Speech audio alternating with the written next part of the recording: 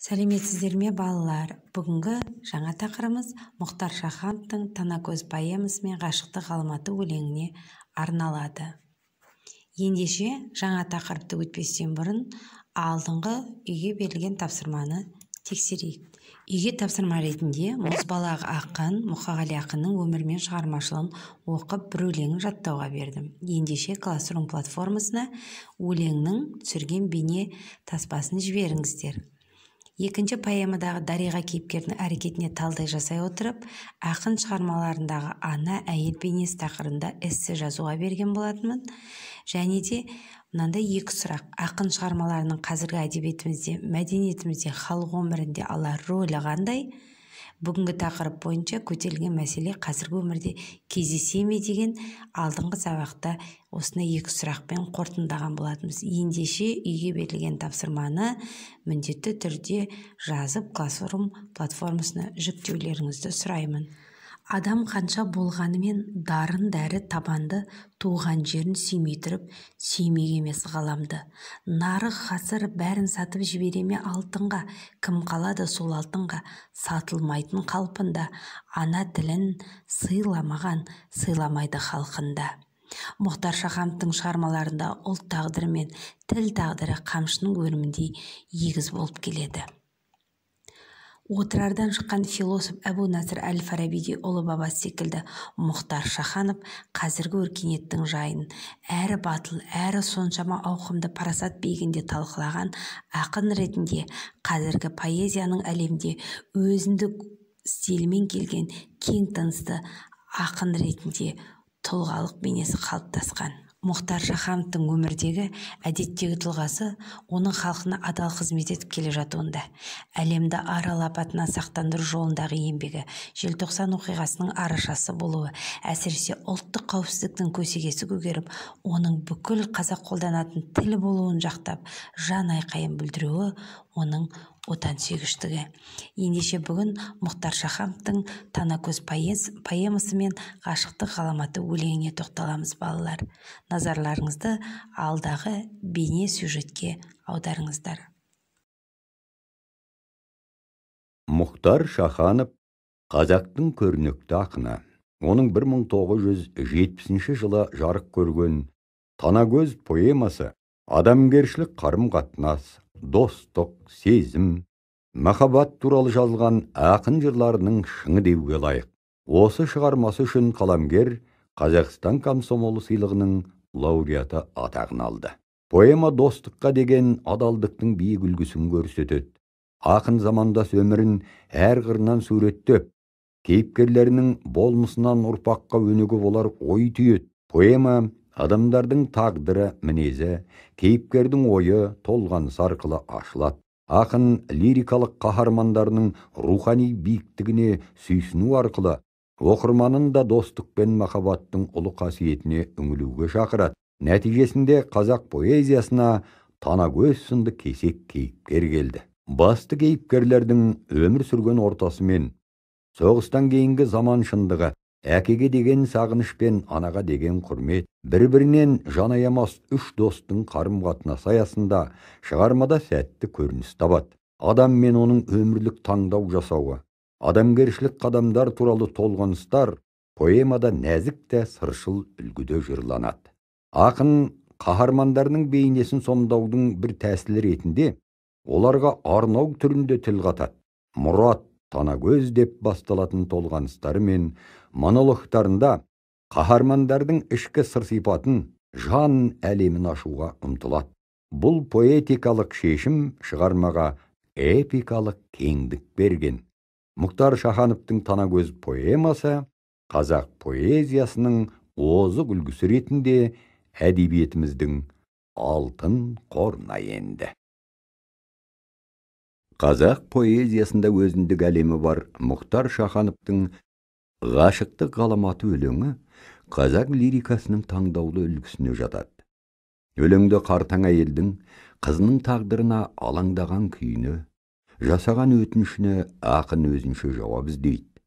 Өмірде болған Естай мен Қорланның махаббатын еске ала отырып, лирикалық шегініс арқылы ақын адамдық құштарлық, сүю сезімдерінің шындығын жырлайды. Шығармада жас шағында тапқан махаббаттарын ардақтап, өмір бойы жанына азық еткен Естай мен Қорланның ойлы, сырлы бейнелері сәтті жасалған.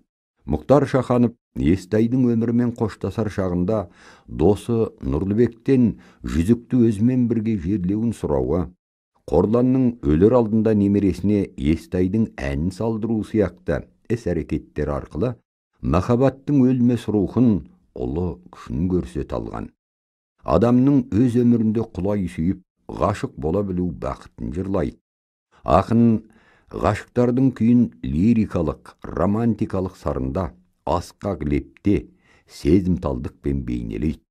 Өлеңнің соңында махаббаттың, жастықтың жыршысы болған Мұхтар Шаханов бүкіл әлемнің ғашықтарына тілеулестігін, ақ ниетін білдіріп, ақындық батасын береді. Ендеше балалар, жаңа тыңдаған ақын шығармашылығы бойынша сатылай кешенді талдауды ұсынамын.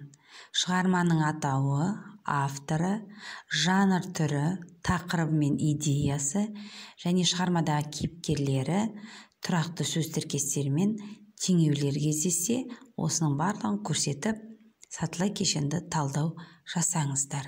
Келесі тапсырма балалар, Танакөз поэмасына композициялық талдау. Ең алдымен оқиғаның басталуы, шығарманың дамуы, одан кейін байланысы, шиеленісуі, шарттау шегі және оқиғаның шешімі немен аяқталады. Осы композициялық талдау арқылы поэманың құрылысымен танысасыздар. Келесі дербес көзқарас тапсырмасында сіздерге берілген шығармадағы кейіпкерлердің дұрыс-бұрысын белгілейсіздер.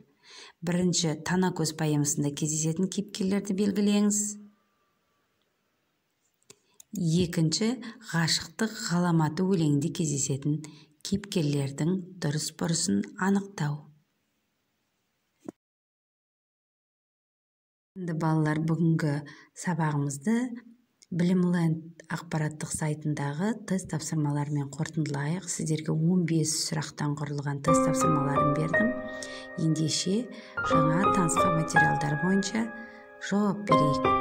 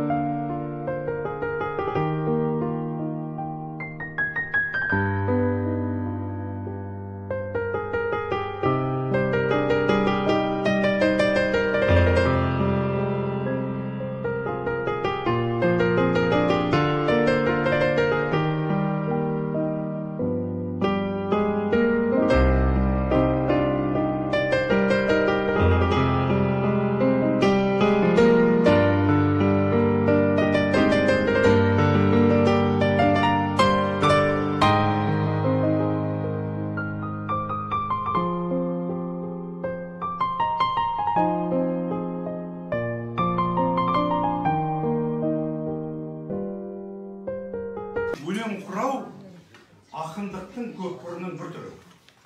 Тек сол үшін оны ардақтау, жөнсіздеу әм күлкілі.